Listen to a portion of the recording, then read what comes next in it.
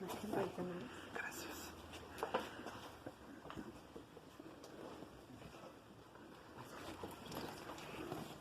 Pues, buenas tardes a todos.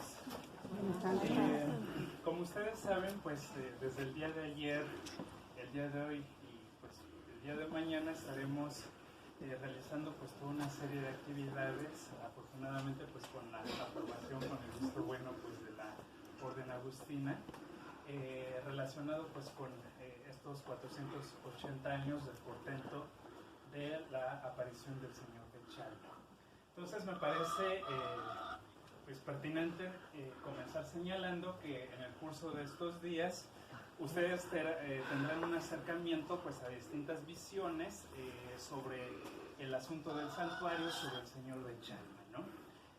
Me parece que entre las pues múltiples versiones o visiones que podemos recuperar en torno a esta imagen, en torno a este espacio en el cual nos ubicamos, pues sería imperdonable no recuperar la visión pues religiosa, ¿no?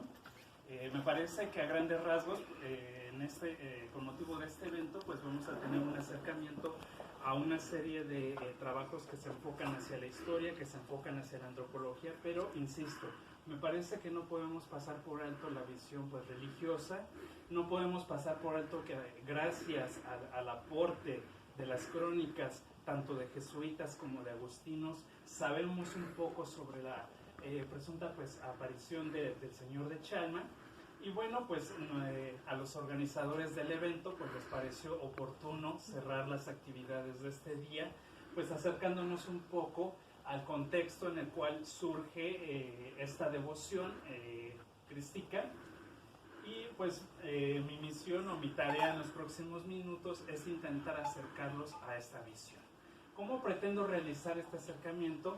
De entrada debo de decirles que hay fundamentalmente dos textos, dos crónicas que son nodales para acercarnos a este portento, para acercarnos a este proceso, ¿no?, que conduce a la emergencia de una devoción que efectivamente nace originalmente con un carácter local y que sin embargo, a medida que avanza el tiempo, concretamente hacia el siglo XVIII, se constituirá en una de las devociones más notables del centro de la Nueva España.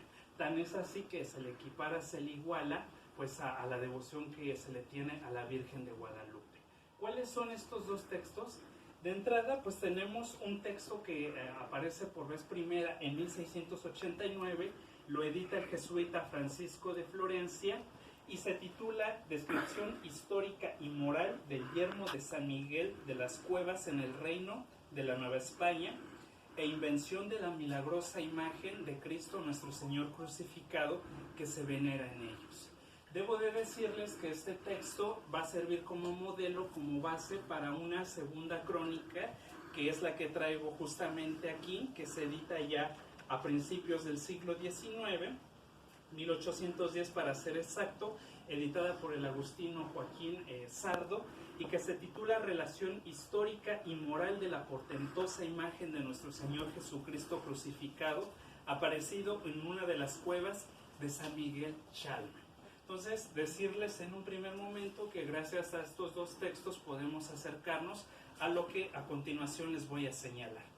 Como ustedes saben, el proceso de evangelización pues corre fundamentalmente a cargo de tres órdenes, se verifica en el siglo XVI y como ustedes saben, y digo que ustedes lo saben porque buena parte del público que aquí está presente pues viene de la Facultad de Humanidades, saben muy bien que los primeros en introducirse en la Nueva España son los franciscanos, seguidos de los dominicos y de los agustinos. Saben ustedes también que buena parte del territorio de la naciente Nueva España es ocupado pues por las órdenes franciscana y dominica. Los agustinos llegan de manera un tanto tardía, cuando ya las otras dos órdenes, los franciscanos y los dominicos, han ocupado buena parte del territorio. Y bueno, eso implica que solamente hay ciertos enclaves que son administrados propiamente por los agustinos. Y entre ellos, pues hay que decir que la parte sur del Valle de Toluca, pues cae dentro de su jurisdicción. Digamos que es un territorio que es un tanto descuidado, que es desdeñado por franciscanos y por dominicos. Y ese territorio, pues es en el cual se inscribe propiamente, pues estos territorios de Malinalco y Ocuila, ¿no? Entonces, pues el proceso de evangelización va a correr a cargo de los agustinos. Ellos llegan en la Nueva España hacia 1537, 1538, y como les decía, entre los territorios claves que ellos administran, pues están estos territorios de Malinalco y Ocuila. Ahora bien, he de decirles que si nos acercamos un poco a lo que dicen estas crónicas que les he señalado, pues los religiosos se empeñan por señalar que esta zona, que como pueden darse cuenta, pues está un tanto escarpada, es de difícil acceso y que de alguna forma pues daba cobijo pues a toda una serie de idolatrías. Las crónicas señalan que pues en estos territorios se fomentaba toda una serie de idolatrías, que el culto concretamente al llamado Oxtoteotl estaba muy presente, estaba muy fuerte, y por supuesto los agustinos pues tenían consigo toda una serie de retos para erradicar este culto, ¿no? Si hacemos caso a lo que nos dicen las crónicas, inclusive nos dicen que este famoso Oxtoteotl pues era inclusive un culto que rebasaba el ámbito estrictamente local. Lo que nos pintan las fuentes es que inclusive llegaba gente de distintas latitudes, de distintos espacios, a venerar a Oxtoteotl. Si hacemos caso al significado etimológico de la palabra, sabemos que Oxtoteotl se traduce como el dios de la cueva. Y con todo, pues es un término un tanto ambiguo, porque literalmente nos dice, pues es el dios de la cueva. Pero ¿quién es el dios de la cueva? No nos dicen mucho. Diversos estudiosos pues han tratado de dar con la identidad de ese famoso Oxtoteotl. He de decirles que no hay una postura unívoca, entonces hay quienes señalan pues seguramente este Oxtoteotl no era otro más que una advocación de Tezcatlipoca, el famoso Tepeyolotl, que es el corazón del ser, digo, por el espacio en donde nos encontramos situados. Hay otras posturas sostenidas por Pedro Carrasco y Emil Quesada que señalan la advocación del ser. Y estos autores apoyan el hecho de que se graduó en 1539, 2 años después de que han llegado los agustinos. ¿Qué nos puede decir la imagen sobre el famoso portento? De entrada, si ustedes se dan cuenta, en esta parte pues aparecen 12 religiosos, corresponden a convencer a los indios de que dejen este culto. No conforme con eso, ellos tienen la intención de manera muy sigilosa de colocar una cruz en este espacio, de destruir pues prácticamente al ídolo, ¿no? Pero nos dicen las crónicas, sucede que en eso estaban cuando de repente ellos vienen entrando, están en el proceso de querer colocar la cruz y, oh sorpresa, se encuentran que de manera milagrosa ya se encuentra pues esta imagen del señor de Chalma y que el famoso Oxtoteotl pues ha sido pues prácticamente destruido. Y es lo que nos está representando esta imagen. Esta imagen pues corresponde a la misma que podemos ver en esta crónica, concretamente en la de Sartor, ¿no? Entonces, si se dan cuenta, pues corresponde justamente a lo que ustedes están viendo representado. Entonces están los dos frailes agustinos, uno de ellos está portando pues esta cruz que, insisto, querían colocar para destruir este culto. Y pues vemos que se encuentran pues en un estado de sorpresa porque la providencia, la divina providencia hizo pues que el señor de Chalma se manifestara, ¿no?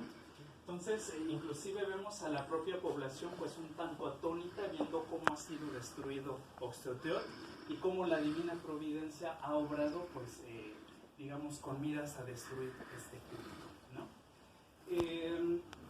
He de decirles que pues no queda del todo convincente la explicación, que seguramente pues a más de uno de los aquí presentes seguramente dirá pues en realidad lo que estos frailes, o sea, no hubo tal portento, sino que fueron los frailes quienes colocaron pues la imagen, ¿no? Y un poco para intentar justificar esta explicación que no es del todo convincente según estos cronistas nos dicen, hay que entender que en realidad estos frailes de alguna forma obraron porque así lo quiso Dios, ¿no? Entonces es una manera de intentar recuperar una explicación un tanto religiosa, ¿no? De recuperar el argumento religioso y decir, efectivamente aquí obró la mano del hombre, pero fue guiada por Dios, ¿no? Entonces, pues esto es lo que estamos viendo aquí representado. Como les decía, esta es la visión pues fundamentalmente religiosa. Prácticamente estas crónicas nos recuperan el argumento religioso. Me parece que es pertinente traerlo a colación. Ustedes saben que finalmente para acercarnos al estudio de una devoción pues hay que recuperar diversas visiones, y por supuesto ustedes pues no pueden desdeñar el aporte que ha hecho pues la historiografía de carácter religioso.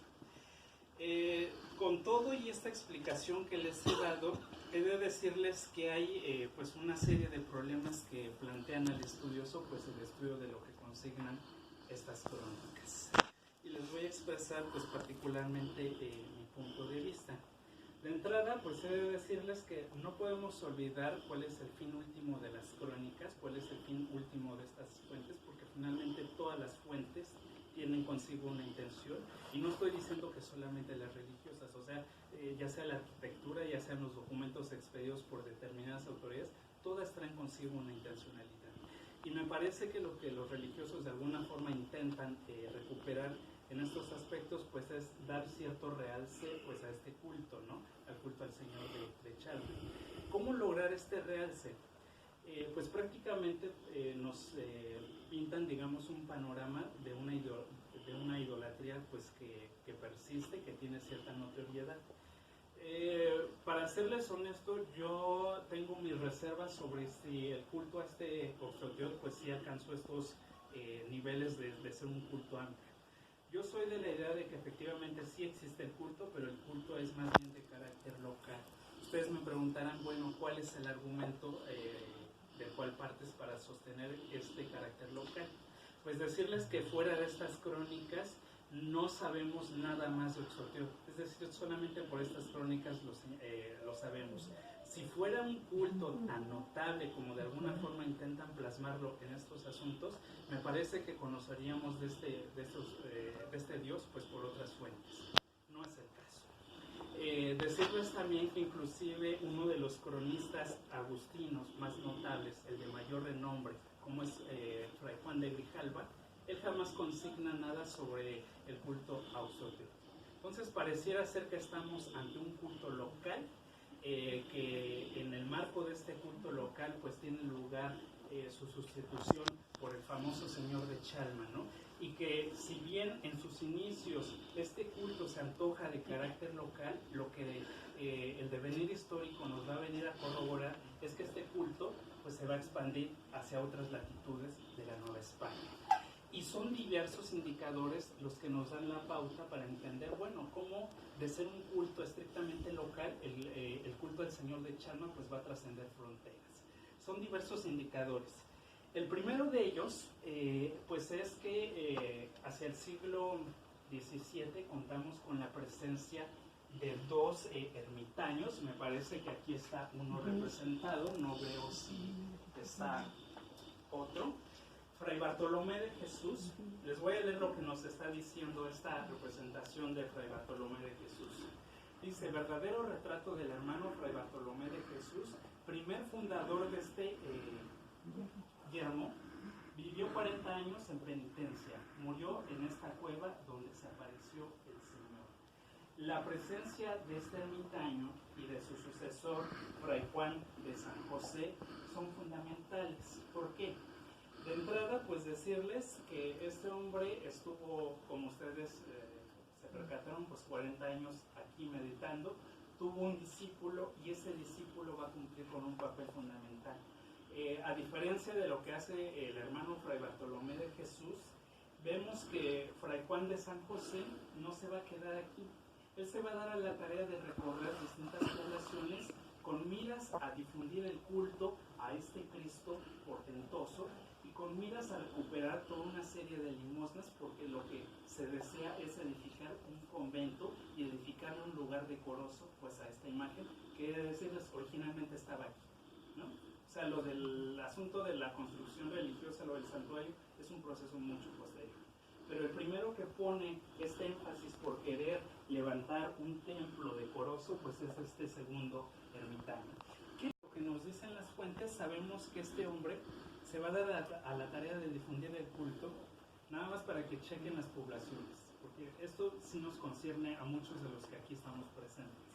Va a difundir el culto y va a recolectar la limosna por Toluca, Ixtlahuaca, Tenancingo, Zacualpan, Taxco y la Ciudad de México.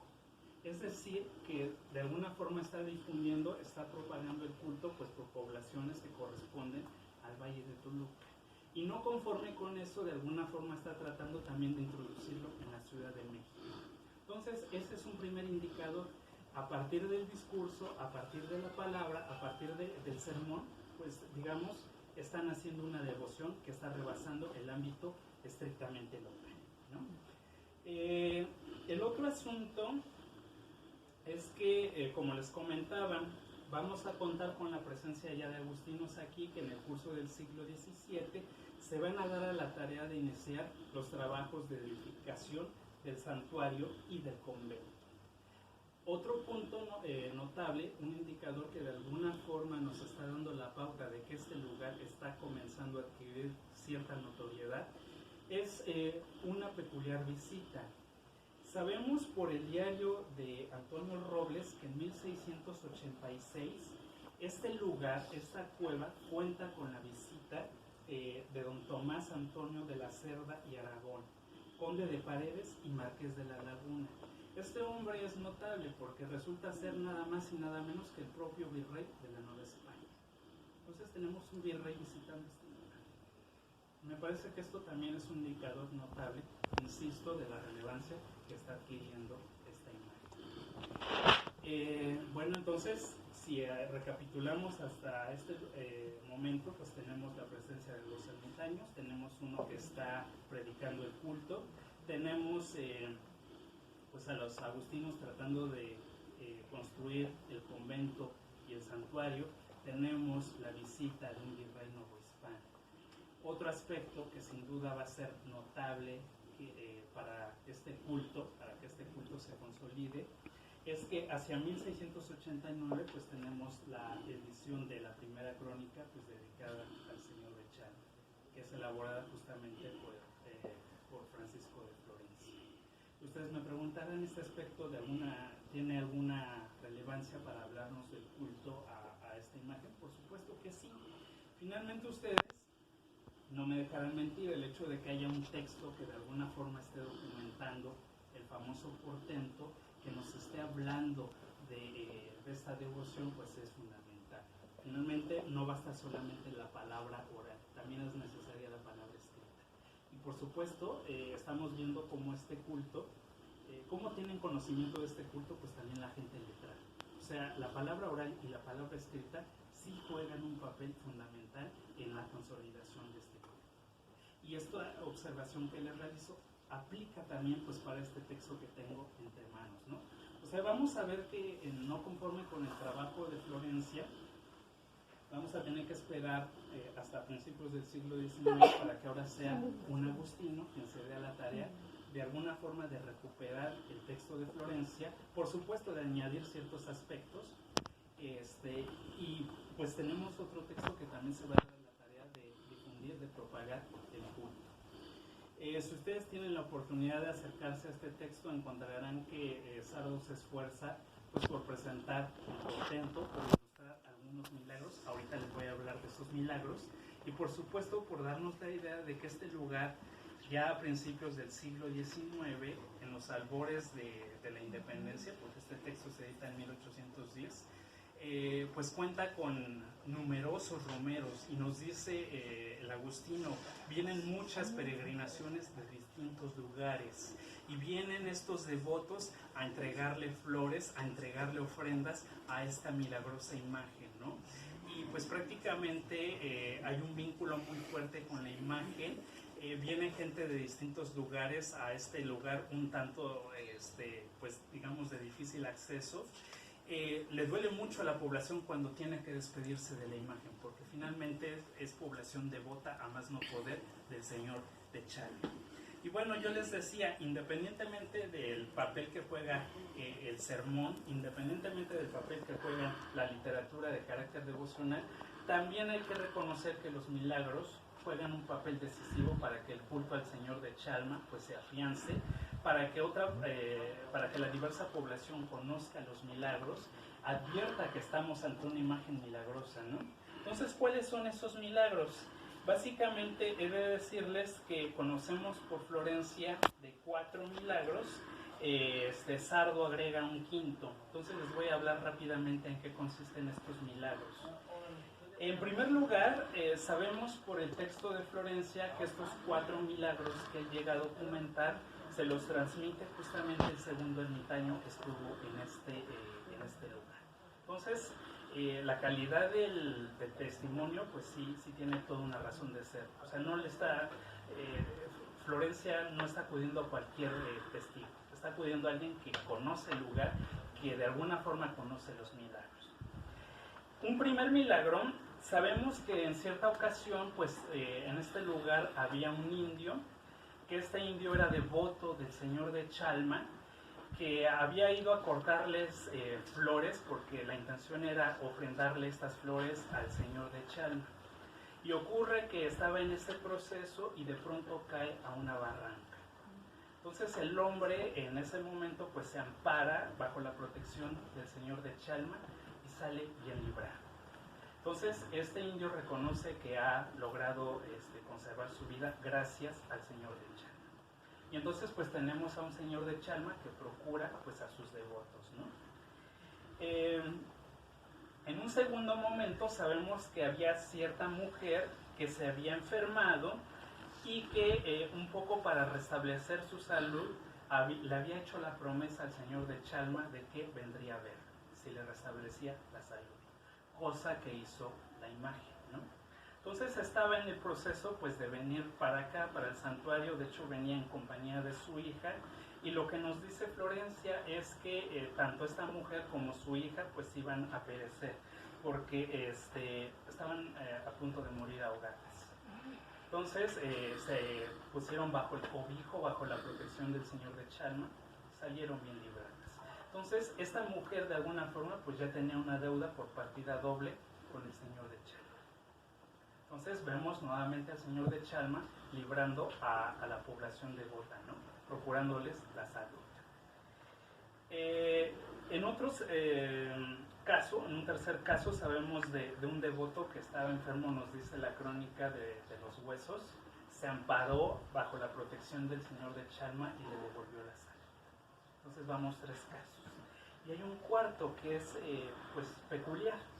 Sabemos por Florencia que por estos territorios del centro de la Nueva España pues estaba pues asolando el territorio pues un bandido muy notable. Sabemos por Florencia que este bandido se llamaba el Príncipe de los Montes. Y este Príncipe de los Montes, como les decía, pues era un ladrón, pero con todo de que era ladrón, pues también era devoto. Y habría que preguntarnos, bueno, ¿qué le pudo haber pedido al Señor, ¿no? Ocurre que, pues, en cierta ocasión estaban a punto de apresarlo, él no quería que lo apresaran, entonces, pues, se le hizo fácil quitarse la vida, pero sucede que estaba en ese proceso, pues, no quería ser juzgado, y ocurre, pues, que pues el señor de Chalma, pues, no le permitió que se quitara la vida. Porque lo que de alguna forma el señor de Chalma quería era que pasara pues por el proceso de juicio. O sea, no podía librarse tan fácilmente de sus fechorías.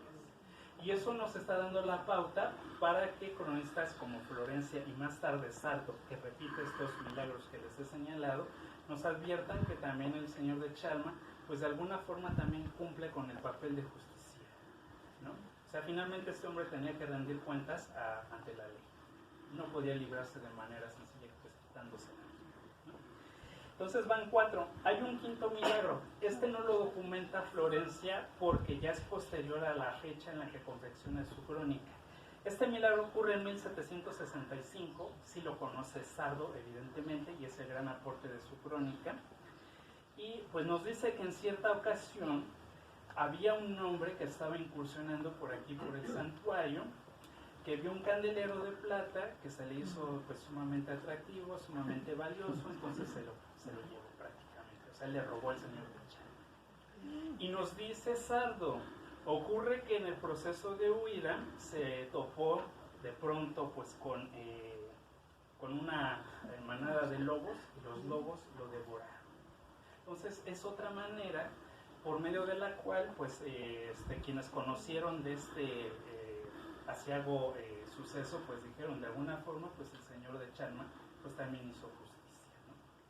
Entonces si se dan cuenta pues son 5 milagros que de alguna forma nos están hablando pues del carácter portentoso que tiene la imagen. Entonces la imagen es capaz, insisto, de restablecer la salud, es capaz de procurar la vida de sus devotos y por supuesto también es capaz de alguna forma de impartir, de administrar la justicia, ¿no?, a los hombres, aquellos que de alguna forma están transgrediendo pues el orden social. He de decirles que el siglo XVIII pues sí es un punto nodal en la consolidación de esta devoción. El día de mañana pues ustedes tendrán la oportunidad de acercarse a este siglo XVIII. No sé si el doctor Gerardo González con la maestra Magdalena Pacheco Regules nos estarán hablando pues inclusive de la protección regia con la cual se le distingue, se le otorga a este santuario. Resulta ser que el mismísimo monarca español Carlos III pone ya a este santuario bajo su protección, ¿no? Esto ocurre en 1783. Quiero compartir con ustedes también otro aspecto, más allá de lo que nos dice esta crónica. Si me permiten la mochila, porque traigo algo que quiero compartir con ustedes. Seguimos en el asunto de los milagros. Digamos que no basta solamente el papel, lo que nos dicen las crónicas, sino también hay que tener presente que podemos conocer de estos milagros, afortunadamente, por ciertos testimonios plásticos. Si ustedes han tenido la oportunidad de ver pues, todos los exvotos de Chalma, me parece que el maestro Iván Romero también el día de mañana nos estará acercando a esta faceta. El día de hoy inclusive pueden ir acercarse y ver, bueno, cuáles son los padecimientos que esta imagen está de alguna forma pues paliando, ¿no? Pero lo que yo les traigo es una imagen, la voy a distribuir de manera azarosa, si la pueden compartir, que corresponde pues a un exvoto que se elabora en el siglo XVIII. Solamente es para poner un ejemplo, para acercarnos, para tener pues noción de que desde el siglo XVIII existen exvotos dedicados al señor de Chalma. Como les decía, solamente pues una probadita de pues cómo en el 18 tenemos gente que se está acercando al señor de Chalma. Entonces, si ustedes pueden ver la imagen, pues corresponde, insisto, a un exvoto siglo XVIII, presenta pues la clásica distribución de los exvotos. Entonces, en la parte superior pues corresponde propiamente a la parte celeste, donde se ubican, en este caso, pues el Señor de Chalma, San Antonio de Padua y el Santísimo Sacramento. En un segundo nivel pues tenemos propiamente el mundo terrestre, el que pues nos corresponde a nosotros, el que está documentando pues el portento que se le atribuye al Señor de Chalma. Y cierran los exvotos pues con este pequeño texto que es identificado, es conocido como una cartela. Y por esta cartela es que podemos dar cuenta de, bueno, qué milagro se le está atribuyendo al Señor de Chalma. Es uno de los exvotos más antiguos que se conocen del Señor de Chalma. Me parece que acá no tienen exvotos que corresponden a la época novohispana. Tienen uno que otro del 19 y buena parte de los exvotos son del 20. No sé si nos acercamos un poco a lo que nos dice la cartela, y digo un poco porque está un poco deteriorada. Voy a tratar de acercarlos a, bueno, qué hizo esta imagen. Nos dice, en 3 de agosto de 1727, estando Faustina María del pueblo de Tololuca,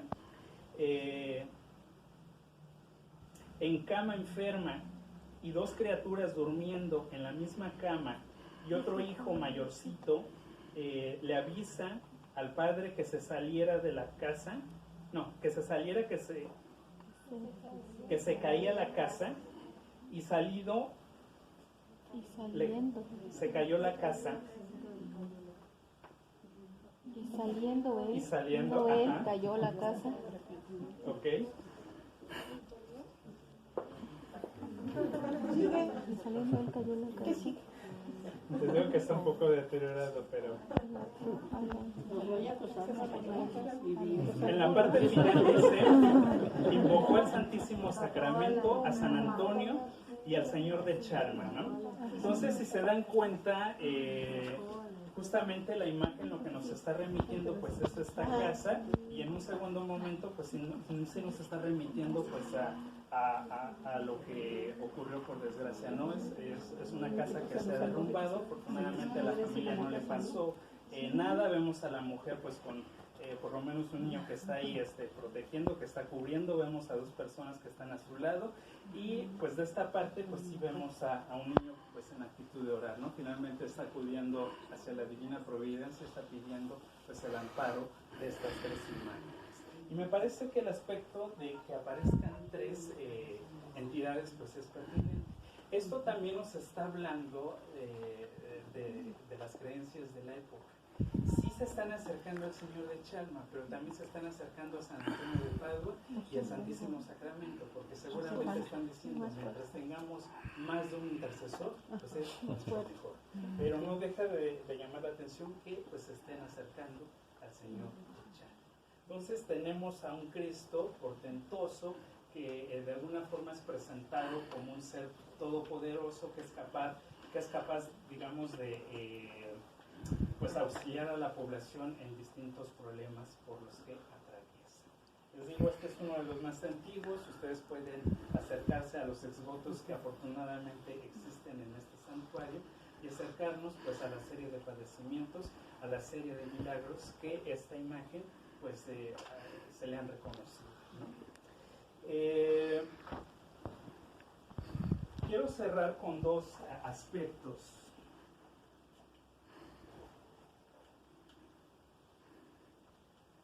Uno es una cita de esta crónica, pero creo que no que la busco, pues los voy a hacer esperar. Entonces voy a implementar un plan B, porque aquí la traigo, la cita. Y quiero compartir con ustedes un poco pues la visión que Sardo nos está ofreciendo de pues finalmente la consolidación de una devoción. ¿Cómo está?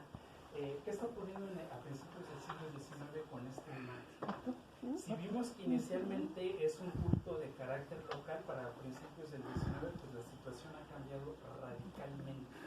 Entonces, en alguna parte de este texto, Sardo nos dice lo siguiente: y avivándose cada día más y más esta fe y devoción, se hacen admirar las numerosas catervas de peregrinos naturales, que de distintos climas y lugares diferentes, aun los más remotos, ocurren a implorar sus piedades, reconocidos a los perpetuos y señalados beneficios de que se miran llenos, el respeto, el fervor y ternura con que entran en el templo entonando cánticos y alabanzas, a ofrecer sus votos, conduciendo desde sus hogares reverentemente innumerables cuadros o copias, aunque de rudo pincel, de nuestro milagrosa original. Esto también nos está hablando de cómo de pronto también la producción artística, cómo la pintura con fines devocionales está trascendiendo otras latitudes, ¿no? Eso también nos habla de la devoción a esta imagen.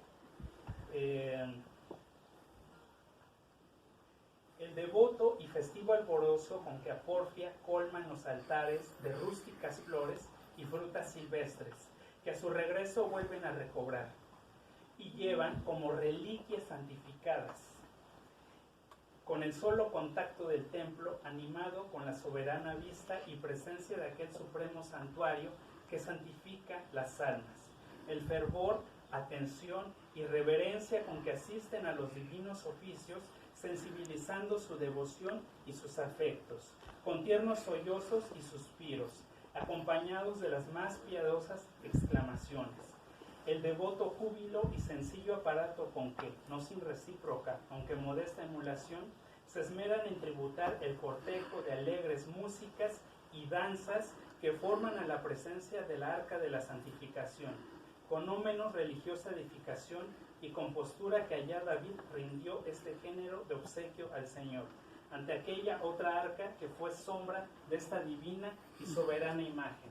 Aquellos tiernos despedimentos al tornar el viaje para sus domicilios, y aquellos dolorosos extremos llantos y clamores al retirarse de la vista y presencia de su crucificado dueño, en quien dejan depositados sus más tiernos afectos, y no queriendo perderle de vista, con pasos lentos y retrógrados, sin volver la espalda, salen del templo para emprender su jornada, sembrando de lágrimas el camino.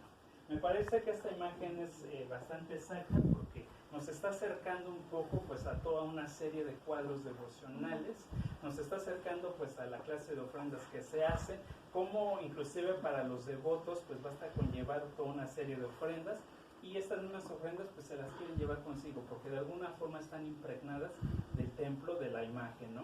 Nos está hablando de que para principios del 19, por supuesto, los romeros llegan con cánticos, con alabanzas, hay danzas, y he de decirles que también inclusive el propio Sardo reconoce que buena parte de la población devota que acude a este santuario es fundamentalmente de origen indígena.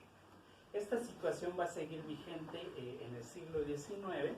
He de decirles que si ustedes tienen oportunidad de revisar en los archivos locales del Estado de México, encontrarán que hacia 1827 inclusive un gobernador del talante de Lorenzo de Zavala va a emitir inclusive una circular queriendo prohibir toda la serie de romerías o peregrinaciones que acuden al santuario. Y sabemos por ese documento que buena parte de estos peregrinos son indígenas. Y ustedes dirán, bueno, ¿por qué las quiere prohibir? Básicamente porque nos dice este documento. Cuando quieren venir a ver al Señor de Chalma, la población indígena que de alguna forma constituye el elemento fundamental de la economía del Estado, que trabaja en las haciendas, pues sencillamente abandona los trabajos. Eso implica un golpe severo para el trabajo, implica un golpe severo para la economía, inclusive para la propia economía de carácter doméstico, porque esta gente va a trabajar y por supuesto pierde días de trabajo y pierde en consecuencia ingresos. Entonces, con miras, digamos que no haya un golpe para la economía, pues lo que Lorenzo de Zavala intenta hacer es suspender estas romerías. Y también por ese documento sabemos que esta población se da la tarea de asistir inclusive en cuadrillas, vienen a bailarle al Señor de Chalma. Esta imagen entonces me parece que es digna de rescatar. Nos está hablando, insisto, de un culto que pues dista mucho de ser de carácter local. Quizá en sus inicios lo fue, pero a medida que avanza el tiempo, pues este carácter local, pues digamos, se queda atrás. No por nada, pues estamos en un santuario, ¿no? Creo que la propia voz de santuario nos indica mucho, pues, del carácter de la geografía que llega a abarcar, ¿no? Y por último, yo les decía dos ejemplos. Uno de ellos, pues, era esta breve descripción que nos ofrece esta crónica. El segundo aspecto, quisiera recuperar un poco lo que Luis Fernando nos decía en la mañana, en la presentación. Él nos hablaba de este texto de Francisco Rojas, El Diosero. Efectivamente, si ustedes tienen la oportunidad de revisarlo, encontrarán que hay un capítulo pues dedicado pues a este santuario donde ustedes se encuentran. Los protagonistas de este capítulo pues son los mazahuas de Atlacomulco. Y este capítulo es bastante interesante porque Rojas nos está acercando un poco, bueno, ¿cómo puedo acercarme a la población? ¿Cómo puedo conocer sus creencias? ¿Cómo puedo saber qué es lo que esta población pues le está pidiendo al Señor de Chalma?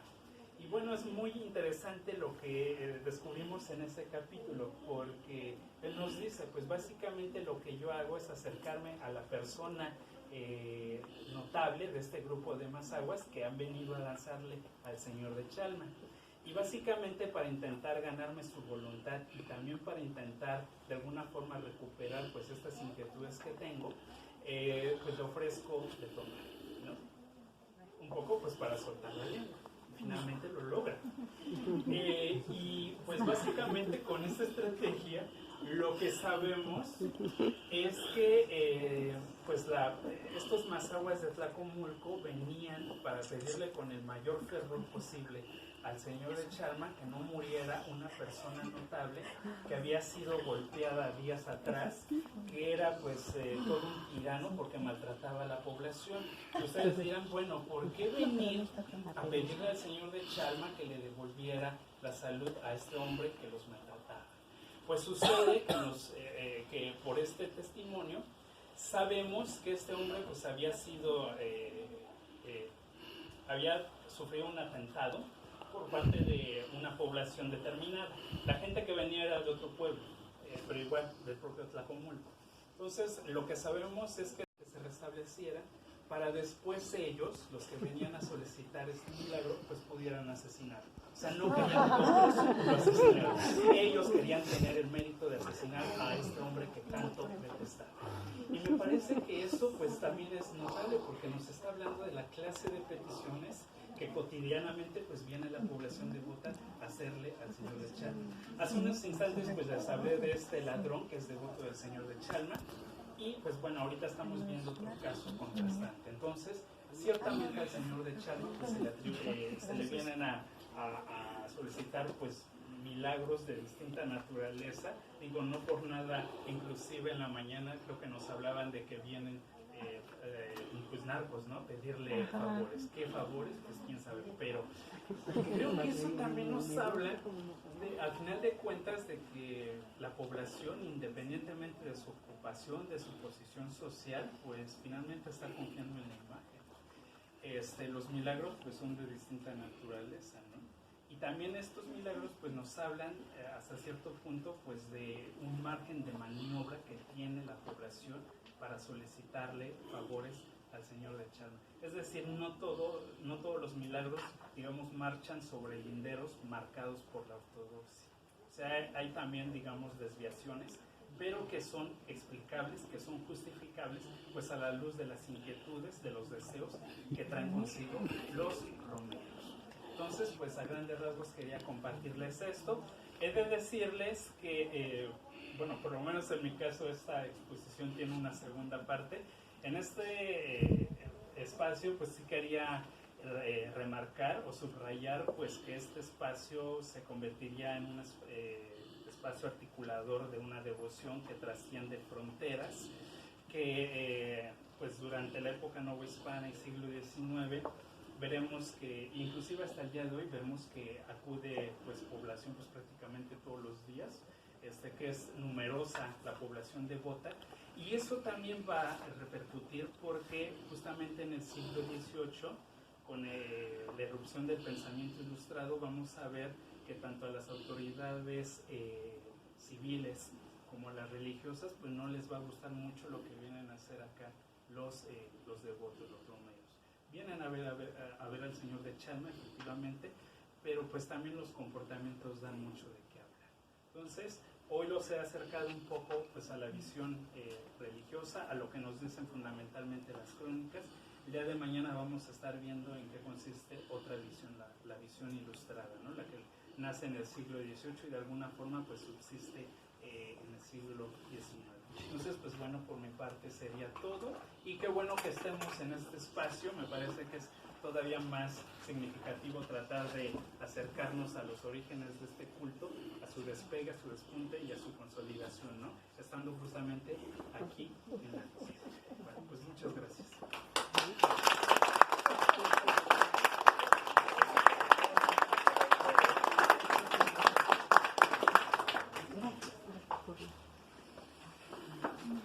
¿No?